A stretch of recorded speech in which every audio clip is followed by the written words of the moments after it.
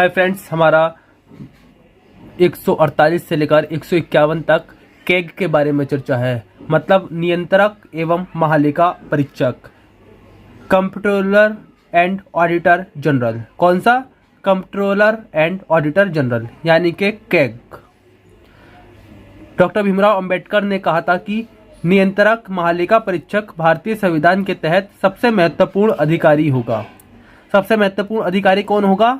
नियंत्रक महालेखा परीक्षक। ओके, किसने कहा? डॉक्टर भीमराव अंबेडकर ने।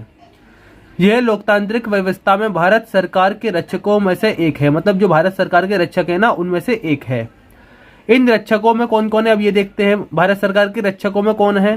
सुप्रीम कोर्ट है, निर्वाचन आयोग है, यूपीएससी है यानी यूनियन पब्लिक सर्विस कमीशन शामिल है। ओके, भारत के अन्य राज्यों में कैग के एजेंट के रूप में कई अन्य अकाउंटेंट जनरल नियुक्त किए जाते हैं जो कैग को जानकारी देते हैं।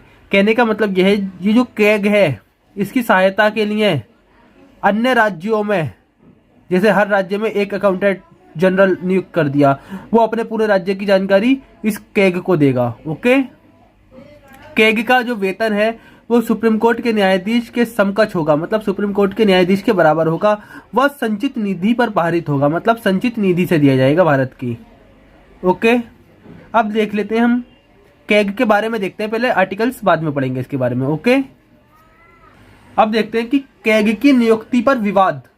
जो वर्तमान में कैग की नियुक्ति पर विवाद है। ओके, वर्तमान कैग के रूप में शशिकांत शर्मा की नियुक्ति पर एक याचिका दाखिल की गई थी, जिसमें कहा गया था कि इनकी जो नियुक्ति है वो अवैध है, क्योंकि वे रक्षा मंत्रालय के एक पद पर हैं, जो कि एक निर्णय लेने वाली संस्था है। इस पर उठे प्रश्न क्या थे कि कैग का जो कार्य सरकारी विभागों का ऑडिट करना है, मतलब लेख परीक्षा करना है, सबका हिसाब रखना है सरकारी विभागों का। एक व्यक्ति स्वयं के विभाग पर ऑडिट कैसे कर सकता है? मतलब ये तो रक्षा मंत्रालय के एक पद पर है, तो ये अपने रक्षा मंत्रालय पर ऑडिट कैसे कर सकते हैं भाई? यह ऑडिट अगस्ता वेस्टलैंड मामले में भी अभी किया जाना है। जो अगस्ता जो घोटाला हुआ है उसमें भी एक ऑडिट किया जाना है। तो ये अपने जो विभाग है, विभाग के खिलाफ कैसे ऑडिट करेंगे जो रक्षा मंत्रालय से संबंध रखता है? कुल मिलाकर यह है कि शशिकांत शर्मा जो है वो कैग जो है शशिकांत शर्मा वो रक्षा मंत्रालय के एक पद पर है, और रक्षा मंत्रालय में एक घोटाला हुआ है, अगस्ता वेस्टलैंड मामला, जो घोटाला ही माना जाता है एक तरीके से। तो इसमें वो ऑडिट कैसे करेंगे? मतलब इसकी जांच कैसे करेंगे कि अपने, अगर घोटाला हुआ है तो क्या अपने विभाग के खिलाफ जांच करेंगे? ये मेन चीज होता है। अब इसकी सीमाएं देख लेते हैं कैग की। कार्यकारी एजेंसियों के द्वारा किए गए खर्च के बारे में ब्यौरा नहीं मांग सकते। कार्यकारी जो एजेंसियां, जैसे इंटेलिजेंस वगैरह की जो एजेंसियां होती हैं जो खर्च करती है, जैसे बाहर अपने एजेंट भेजे, उनका क्या क्या खर्चा हो रहा है ये तो नहीं बता सकती। तो ये इसका ब्यौरा नहीं मांग सकता कैग, बल्कि उसे सक्षम प्रशासनिक अधिकारी से प्रमाण पत्र स्वीकार करना होगा, क्योंकि वह इस प्राधिकरण के अंतर्गत आता है। बस उसे क्या करना होगा? एक प्रमाण पत्र स्वीकार कर लेना होगा। ओके, अब हमने कैग के बारे में कुछ अलग से भी लिया हुआ है, इसमें आर्टिकल्स लिखे हुए हैं। कैग की जो चर्चा है वो अनुच्छेद 148 से 151 तक है। आर्टिकल 148 में कहा गया है कि कैग के पद की चर्चा है। कैग की नियुक्ति प्रधानमंत्री की सलाह पर कौन करता है? राष्ट्रपति करता है। कैग 65 वर्ष की आयु या 6 वर्ष तक कार्यकाल पर अपने पद पर रहता है। यह राष्ट्रपति के प्रसाद पर्यंत नहीं होते, बल्कि इन्हें हटाने के लिए महाभियोग जैसी प्रक्रिया लानी होती है। मैं पहले भी कह चुका हूं, महाभियोग केवल राष्ट्रपति के लिए यूज किया जाएगा, लेकिन महाभियोग जैसी प्रक्रिया लानी होती है। कैग अपना जो त्यागपत्र है वो राष्ट्रपति को देगा, क्योंकि देखो नियुक्ति कौन कर रहा है? राष्ट्रपति। किसकी सलाह पर? प्रधानमंत्री की सलाह पर। नियुक्ति राष्ट्रपति कर रहा है तो त्यागपत्र भी तो राष्ट्रपति को ही देगा। मंत्रिपरिषद का कोई भी सदस्य कैग का नहीं हो सकता। 149 में कहा गया है कि इसमें कैग की शक्ति की चर्चा है। कैग भारत का लेखा विभाग का प्रधान होता है, अर्थात मतलब केंद्र तथा या राज्य सरकार के द्वारा किसी भी खर्च की जांच जो करता है वो कैग करता है।